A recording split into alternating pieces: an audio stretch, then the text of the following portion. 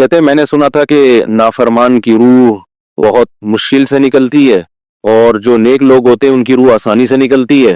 تو میں تو جب گیا یورپ میں تو میں نے بہت سے گوروں کو بڑے آرام سے مرتے ہوئے دیکھا اور بہت سے نیک لوگوں کو بڑی مشکل سے مرتے ہوئے دیکھا. تو یہ کیا ہے؟ تو کہہ رہے مجھے تو اسلام کے بارے میں اشکالات شروع ہو گئے. میں نے کہا آپ نے جن سے یہ تقریر سنی ہے نا کہ نیک لوگ کی روح آرام سے نکلتی ہے بروں کی مشکل سے نکلتی ہے، انہوں نے آدھی بات بتائی ہے، پوری نہیں بتائی. میں نے کہا یہ تو صحابہ کے دور میں نے کہا اگر آپ حدیثیں پڑھ لیتے ایک آیت سے کبھی تھوڑی مسئلہ حل ہوتا ہے. آپ کسی کی ایک بات لے رہے ہیں، دوسرے موقع پہ جو اس نے تشریح کی ہے وہ آپ نہیں لے رہے. میں نے کہا معاذ اللہ اگر کسی کی کوئی موت کی کسی کو بہت تکلیف ہو رہی ہے، یہ اس معاذ اللہ اس کے برے ہونے کی علامت ہے، تو یہ تو پھر کفر ہے. حدیث میں آتا ہے کہ آپ صلی اللہ علیہ وسلم کو موت کی تکلیف دوسروں سے زیادہ ہوئی ہے.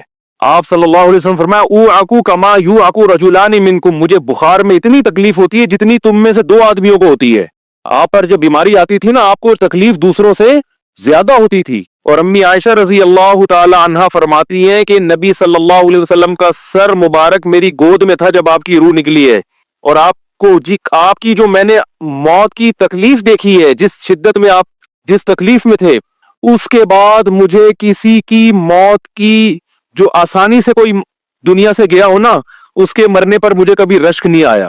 رشک کا کیا مطلب کہ بھئی یہ اتنی آسانی سے چلا گیا تو اس کا مطلب یہ زیادہ اچھا تھا، اور معاذ اللہ آپ صلی اللہ علیہ وسلم کے اعمال کم تھے، یہ تو ممکن نہیں ہے نا. کہتے ہیں مجھے کبھی کسی پہ رش نہیں آیا کہ آرام سے مر گیا تو بہت نیک ہوگا. ٹھیک ہے نا، بہت مشکل ہے سمجھانا. امی عائشہ فرماتی ہیں کہ یعنی امی عائشہ کی حدیث کا مفہوم بیان کر رہا ہوں کہ نبی صلی اللہ علیہ وسلم کی موت کے وقت جو تکلیف کی حالت تھی اس کو جب سے میں نے دیکھا ہے، تو امی عائشہ کی بات کا خلاصہ یہ ہے کہ اب اگر میں کسی کو دیکھتی ہوں نا کہ آرام سے روح نکل رہی ہے، یعنی آرام سے مر رہا ہے، دنیا سے جا رہا ہے، تو مجھے اس پہ رش نہیں آتا کیونکہ بہت نیک ہوگا. کیا مطلب؟ اس کا نیک عمل سے تعلق بولتے کیوں نہیں ہے. لیکن ہمارے ہاں سارا مدار کس پر ہے؟ مرنے کے بعد شکل کیسی ہے اس کی؟ آڑا ترشا ہو گیا تو جہنم میں جا رہا ہے اس کا مطلب. اور اگر مرا ہوا ہے دانت کھلے میں ایسا لگ رہا ہے مسکرا رہا ہے، سیدھا کہاں جا رہا ہے؟ او بھائی اگر خدا نخواستہ کوئی لکوے کا مریض تھا، کوئی فالج کا مریض تھا، وہ تو مرے گا تو اس کا تو بیچارے کا ہوگا تھوڑا سا چہرہ بھی ٹیڑھا ہو سکتا ہے، کچھ بھی ہو سکتا ہے، نیک لوگوں کا بھی ہو سکتا ہے. تو مدار کس پر ہے؟ اعمال پر. اور نیک لوگوں کو بعض دفعہ موت کے وقت ڈبل تکلیف دی جاتی ہے. ایک تو اس لیے دی جاتی ہے یا تو اس لیے کہ کوئی گناہ ان کا باقی رہ گیا ہوتا ہے. اللہ کیا کہتے ہیں بھائی قبر میں جانے سے پہلے اس کو ہمارے پاس دھلا کے لے کے آؤ، صاف ستھرا ہو کے. اب ہمارے پاس آ رہا ہے تو اب ہم نہیں چاہتے کہ اس کے گناہوں کی گٹری ہو، اس کو پاک صاف کر کے لے. میں نے بڑے بڑے بزرگ دیکھے جن کو آخری وقت میں بہت مصیبت میں گزری ان کی، یعنی زندگی کے آخری ایام، بیٹیوں کی ٹینشن، کسی بیٹی کو طلاق ہو گئی وہ گھر آ گئی، کوئی اور مسئلہ ہو گیا تو بڑی ٹینشن میں آخری وقت، لیکن وہ زبان سے کیا کہتے تھے؟ شکر. کیا شاید اللہ تعالی ہمارے گناہوں کو معاف کرنا چاہتا. اولاد کی حدیث میں آتا ہے کہ انسان کو اس کی گھر والی کی طرف سے، اس کی اولاد کی طرف سے، اس کے جسم کی طرف سے تکلیفیں پہنچتی رہتی ہیں اور اس کے گناہ معاف ہوتے رہتے ہیں حتی لقی اللہ طاہرا مطہرا. جب اللہ کے پاس آتا ہے نیٹ کلین، بالکل گناہوں سے پاک صاف ہو گیا. لیکن یہ تکلیف ہوتی ہے جس میں صبر کی توفیق بھی ملتی ہے، کیونکہ اللہ دے رہا ہے نا تکلیف، اور اللہ سزا کے طور پہ نہیں بلکہ کفارے کے طور پہ، تاکہ ہمارے پاس آئے تو صاف ستھرا ہو گئے. تو اس تکلیف میں پھر صبر کی توفیق، اس لیے علماء کہتے ہیں جس تکلیف میں صبر کی توفیق مل رہی ہے سمجھ لو یہ رحمت ہے. یہ کیا ہے؟ رحمت. یہ اللہ آپ کو بنانا چاہ رہا ہے کچھ. اب لوگ کہتے ہیں یہ والی تکلیف کی وہ والی کیوں نہیں آئی، یہ تو بہت زیادہ ہو گئی. تو بھئی اللہ سے کوئی نہیں لڑ سکتا، وہ جو دے رہا ہے وہ اس پہ صبر کرو. اسی کو کہتے ہیں تقدیر پر رضا، کہ جو اللہ نے مقدر کیا ہے بس اب اس پہ کیا ہے، کوشش کریں گے اللہ سے عافیت مانگے. اے اللہ ہمیں تکلیفیں نہیں چاہیے، ہم تو ویسے ہی کمزور ہیں، ایسا نہ ہو تکلیف میں اور ہی نافرمانی پہ نہ آ جائے. ہمیں تو خوشیوں بھری زندگی چاہیے، اور اللہ ان خوشیوں میں شکر کی توفیق دے کے گناہ معاف کر دے. ٹھیک ہے نا. جیسے لوگ حکیم کے پاس جاتے ہیں، حکیم صاحب کے پاس دو طریقے ہوتے ہیں علاج کے. ایک طریقہ تو یہ کہ بھائی یہ کڑوی گولی ہے، 2-3 کھاؤ گے فٹ فاٹ ہو جاؤ گے، اس میں یہ بھی پرہیز، یہ بھی پرہیز، یہ بھی پرہیز. اور ایک طریقہ ہوتا ہے بھائی دودھ جلیبی کھاؤ، علاج لمبا ہو جائے گا لیکن وہ دوا میں کیا ہے؟ دودھ جلیبی.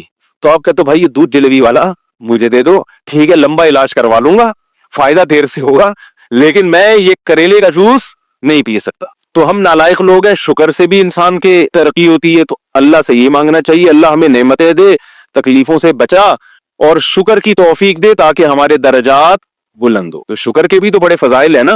تو مانگنے تو کیونکہ عبدیت اور غلامی کا تقاضا یہ ہے کہ اللہ سے عافیت مانگی جائے، لیکن اللہ تکلیف دے دے تو اس پہ صبر۔ تو ہمارے نبی صلی اللہ علیہ وسلم کو ہاں یا تو اس لیے تکلیف ہوتی ہے گناہ معاف، یا اس لیے کہ درجات بلند۔ اللہ چاہتا ہے کہ بھئی یہ دنیا آزمائش کی جگہ ہے، جب آخرت میں آنا تو اتنا تجھے نوازوں۔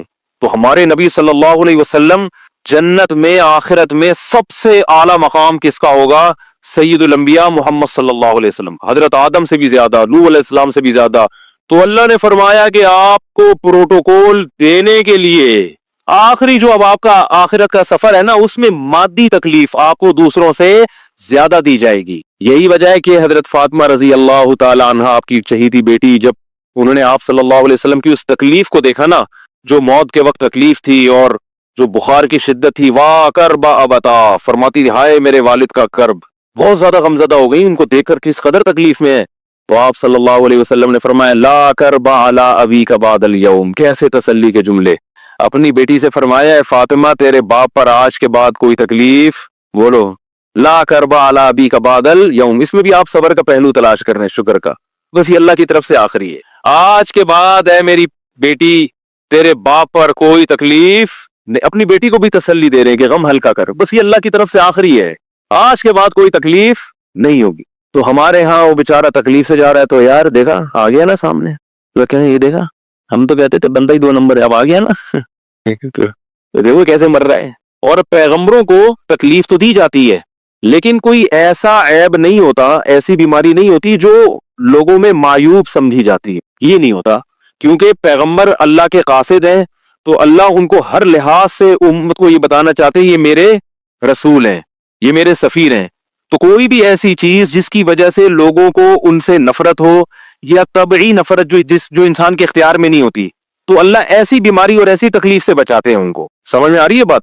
لیکن امتی کو ایسی تکلیف ہو سکتی ہے، یہ جو ختم نبوت کے علماء کہتے ہیں نا مرزا غلام احمد بیت الخلاء میں گر کے مر گیا، تو بعض لوگ کہتے ہیں وہ تو بیت الخلاء میں تو فلاں بزرگ کا بھی انتقال ہوا تھا، فلاں کا بھی بزرگ کا ہو سکتا ہے، پیغمبر کا بیت الخلاء میں انتقال بولو نہیں ہو سکتا، کیونکہ پیغمبر کو اللہ ایسے عیب سے بچاتے ہیں جو انسانوں میں عیب سمجھے جاتے ہیں۔ تو پیغمبر کو ایسی بیماری نہیں ہوتی، جیسے چھوت کی بیماری ہے کہ کوئی ہاتھ نہیں لگا سکتا اس کو، ایسی بیماری پیغمبروں کو نہیں ہوتی۔ کوڑ کی بیماری پیغمبروں کو نہیں ہوتی، کیونکہ ایسی بیماری جسے لوگ گھن کھاتے ہیں، ایسی نہیں، لیکن امتی کو ہو سکتی ہے، امتی کو ایسی بیماری ہو سکتی ہے، اللہ اس کے درجات کیا کرے گا؟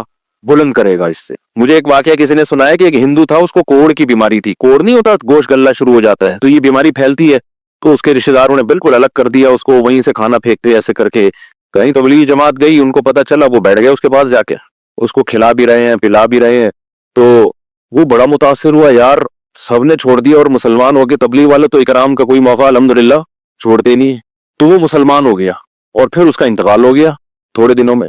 اب دیکھو اللہ نے جو اس کو کوڑ کی بیماری میں ڈالا، یہ بیماری اس کے لیے رحمت بن گئی کہ نہیں بن گئی؟ تو کفر کی حالت میں کوئی اچھا کام کیا ہوگا اس نے، اس کے بدلے میں اللہ نے اس کو کیا دے دیا؟ کوڑ کی بیماری۔ اب دنیا کہے گی یار عام کافر جو اچھے کام نہیں کرتے وہ تو فٹ فاٹ گھوم رہے ہیں، اور یہ تھوڑا بہت خیال کرتا تھا، اس کو اللہ نے کیا دے دیا؟ بھائی اس کو دیا اس لیے کہ اللہ کو پتا ہے کہ جی کوڑ میں ہوگا تو تبلیغ والے آئیں گے، اس کی آؤ بھگت کریں گے، اور یہ کیا ہو جائے گا؟ اسلام میں داخل ہو جائے۔ تو اللہ کے کام ہے، یہ اللہ ہی بہتر جانتا ہے۔ تو بعض دفعہ اللہ تکلیف میں ڈالتے ہیں تاکہ آپ کے گناہ دھل جائیں۔ تو اس لیے موت کی جو تکلیف ہے نا، اچھا اور عین ممکن ہے کوئی بہت بڑا بدماش ہو، بڑے آرام سے مر جائے، اور مرنے کے بعد ایسی خوبصورت اسکن ہو جائے اس کی، کیونکہ اسکن کی اچھے یا برے ہونے کا تعلق موسم سے ہے، جینے ٹھیک ہے نا۔ جس کو برین ہیمریج ہوتا ہے تو چہرہ خراب ہوتا ہے، چاہے وہ نمازی ہو۔ میں نے ایسے پکے نمازیوں کو جن کی نماز کی حالت میں ڈیتھ ہوئی ہے، ان کو دیکھا موت کے بعد ان کا چہرہ کالا ہو گیا۔ یہ بری بات نہیں تھی، یہ کالا اس لیے ہو گیا کہ برین ہیمریج ہوا، رگ پھٹی ہے تو بلیڈنگ ہونا، اور ہارٹ اٹیک بھی ہوا پھر ان کو، تو ڈاکٹر کہہ رہے تھے ان کو جلدی دفناؤ کیونکہ یہ بہت جلدی ان کا جسم خراب ہو جائے گا۔ حالانکہ پھر میں نے خواب میں ان کو جنت میں بھی دیکھا صحیح ہے نا۔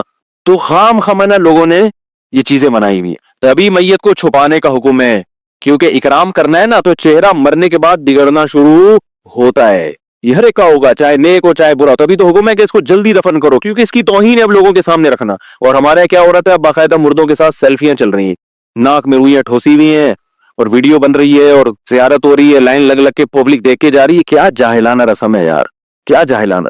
میت میں اور دلہن میں فرق ہونا چاہیے، दुल्हन की मुंह दिखाई होती है, मोहल्ले पड़ोस की औरतें आती हैं, भाई दुल्हन आई है ब्यूटी, तो मुर्दे और दुल्हन में इतना तो फर्क करो, मुर्दे की भी रूनुमाई हो रही है। तो ये गलत रस्म है। इंतकाल हो गया, फौरन चेहरे पे कपड़ा। हाँ, जो उसके बहुत करीबी लोग हैं, करीबी लोग ऐसा होते हैं कि अगर वो बदबू आ भी रही हो, चेहरा बिगड़ भी जाए, उनको नफरत नहीं होती। बेटे को अपने बाप से नफरत नहीं होगी, चाहे जैसा भी हो, चेहरा जैसा भी बिगड़ जाए। वो कहेगा यार मेरा इसका रिश्ता खूबसूरती की बेस पे थोड़ी है। लेकिन अजनबी लोग जब उसको देखेंगे तो चेहरे के बारे में तबसरे भी करेंगे। और एक साहब का इंतकाल हुआ, मैंने कहा जल्दी दफनाओ, चेहरा ना दिखाओ। तो उन्होंने कहा लोग कहेंगे यार लगता है कुछ चेहरा बिगड़ गया इसलिए छुपा रहे हैं। मैंने कहा अब तो और छुपाना चाहिए, इसलिए कि जिसका बिगड़ जाए उसको तो छुपाएंगे तो फिर लोग यकीनन कहेंगे बिगड़ा हुआ चेहरा है। तो इस रस्म ही को खत्म कर देना चाहिए। इंतकाल हुआ, फौरन चेहरे पे कपड़ा। हाँ, बीवी देख सकती है अपने शौहर को, या बेटे हैं, या इस तरह जो भाई बहन है करीबी, वो देख लें। बाकी पब्लिक से छुपा के उसको फौरन क्या करो, दफन। अब तो कब्र में जाके भी दिखा रहे होते हैं। ये अजमियों की गंदी रस्म है, बुरी रस्म है। गंदी का लफ्ज मैंने थोड़ा सा ज्यादा सख्त इस्तेमाल किया, लेकिन मुझे इससे ज्यादा हल्का लग नहीं रहा कोई लफ्ज। अरब में ऐसा नहीं होता। सऊदी अरब में जो है ना, अरब लोग बहुत सी चीजों में अभी भी इस्लाम के बहुत करीब हैं, बड़े खानदान। हम लोग चूंकि हिंदुओं के साथ ज्यादा रहे हैं ना इंडिया में, तो बहुत सी चीजें हमने वहां से क्या ली हैं जो मजहबी लोगों में भी आई हैं। अरब में ये सिस्टम नहीं मिलेगा आपको। अरब में जब तक जिंदा है, एहतराम, अदब, तमीज। इंतकाल हो गया, फौरन से पहले दफनाया, कब्र पे तख्ती भी नहीं लगाते। वो जग जायज है तख्ती लगाना, लेकिन वो भी नहीं लगाते। कह रहे अब इसको तख्तियों की जरूरत नहीं है, अब दुआओं की जरूरत है। दुआएं होती रहती है अब्बा के लिए, सदकात और खैरात करते हैं। तब ऐसा सदके करते हैं अरब कि आपकी सोच होगी। ऐसी सखावत है अरबों में, अपने अब्बा के लिए, अपनी अम्मा के लिए दुआएं करते हैं। वो मैंने बताया ना, एक वाकया मैंने बहुत पहले सुनाया था। जद्दा में मैं किसी के यहाँ ठहरा हुआ था, सऊदी अरब में, पाकिस्तानी थे वो किसी अरब के साथ 30 साल से मुलाजमत कर रहे थे। अरबों का ना आपको एक पहलू दिखाया जाता है मीडिया पे, जो अच्छा पहलू है वो नहीं दिखाया जाता। और इस्लाम की वजह से उनमें खूबी है, वो नहीं दिखाया जाता। तो एक अरब शेख था जिसकी, हाँ ये मुलाजिम। दूसरा, अरब का जो असल कल्चर आपको मिलेगा गांव देहातों में। शहरों में तो पता नहीं कौन कौन आगे आबाद हुआ है, उसमें अच्छे भी हैं बुरे भी हैं। कह रहे मैंने देखा कि वो एक अरब शेख अपनी फैक्ट्री से निकला, मैं तो एक भिखारी आया, उसने अल्लाह के नाम पे कुछ मांगा। इसके पास पता नहीं तनख्वाह बांटने निकल रहा था, क्या निकल रहा था, इसके पास बहुत सारे पैसे थे रियाल। तो इसने उसको भिखारी को दे दिए।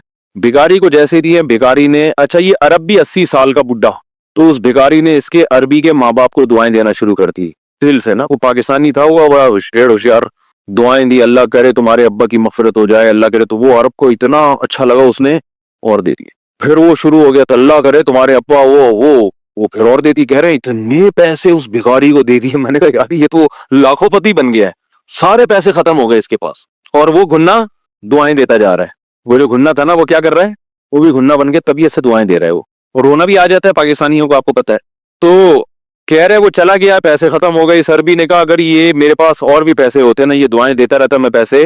बाज ऐसे जज्बात हो जाते हैं ना इंसान के, कि उसको लगता है कि शायद ये दुआ कबूल हो रही है। बाज दफा ऐसी कैफियत आ जाती है इंसान के ऊपर। तो वो पाकिस्तानी थे जिन्होंने मुझे वाकया सुना, कह रहे हैं यार इनके अंदर कोई इनके करीब रहे ना, तो बाज चीजें इनमें बड़ी खानदानी। अरबों में माँ बाप का बहुत एहतराम है, बहुत। जितने कस्टमर के साथ बदतमीज होते हैं ना, बाप और माँ के साथ उतने ही अच्छा सलूक करते हैं। ऐसा नहीं है जैसे जबान चला दी और ये कर दिया। बाप बैठा होगा, सब चुप करके आराम से बैठे होंगे कि बाप ये बोल बेटा रहा है। हमारे यहाँ बेटा बाप लग, मुझे तो, मैं तो लोगों से पूछता हूँ ये पहले क्यों, कि मुझे ऐसा लग रहा है आपका बच्चा आपसे पहले